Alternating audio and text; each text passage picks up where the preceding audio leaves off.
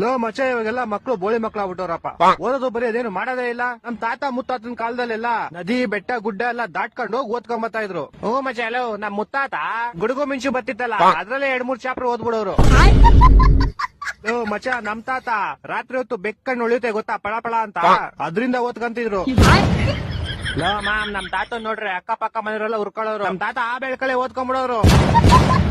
Low ma'am ತಾತ ಮುತ್ತಾತನೆಲ್ಲ ಬಿಟ್ಟಾಕ್ರಲ್ಲಿ ನಾವೆಲ್ಲ ಹೆಂಗ ಓದ್ತಾ ಇದ್ವಿ. ಹೂ ಮಚ್ಚ ನಾನು ವಾಚ್ದ ಲೈಟ್ ಬತ್ತಿತ್ತಲ್ಲ ಅದರಿಂದ ಓದ್ತಿದ್ದೆ.